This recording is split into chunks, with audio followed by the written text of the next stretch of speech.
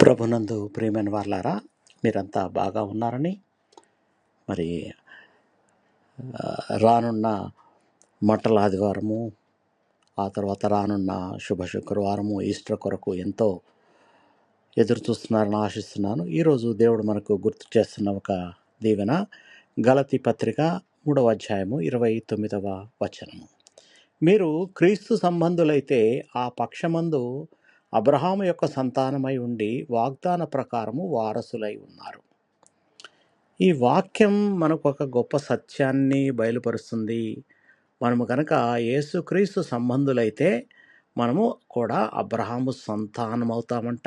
అలాగే దేవుడు ఏ వాగ్దానాన్ని ఆశీర్వాదాన్ని అబ్రహాముకు ఇచ్చాడో దానికి మనము కూడా వారసులు అవుతామంట. ఇది మన శక్తి, మన గుర్తింపు. మనం ఎవరో మన పరిస్థితులు చెప్పవు, కానీ యేసుక్రీస్తు బయలుపరుస్తున్నారు. మనం ఆయనలో ఉన్నప్పుడు మనకు దేవుని ఆశీర్వాదం, కృప, వాగ్దానాలు అందుబాటులో ఉంటాయి. అందువలన మనం భయపడకూడదు, సందేహించకూడదు. విశ్వాసంలో నిలబడి నేను దేవుని వారసుణ్ణి అని నమ్మాలి. క్రీస్తులో ఉన్న మన జీవితం విజయవంతమైంది, ఆశీర్వదించబడింది.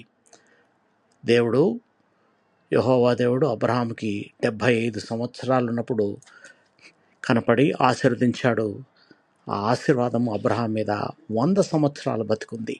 అబ్రహాం మొత్తం 175 సంవత్సరాలు జీవించాడు. 100 సంవత్సరాలు దేవుని ఆశీర్వాదాన్ని అనుభవించాడు.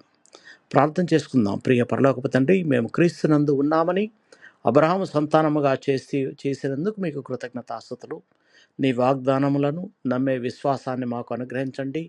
మా జీవితాన్ని మీ చిత్త ప్రకారం నడుచున్నట్లయినా మమ్మల్ని నడిపించండి. మా ద్వారా నీ ఆశీర్వాదము ఇతరులకు కూడా చేరినట్లు కృప దయచేయమని యేసు నామంలో ప్రార్థించి వేడుకొనుచున్నాము తండ్రి. ఆమేన్. మీకు ఎవరికన్నా ప్రార్థన అవసరత ఉంటే నాకు వాట్సాప్లో సంప్రదించండి. దేవుడు మిమ్మల్ని బహుగా దీవించి భద్రపరచునుగాక.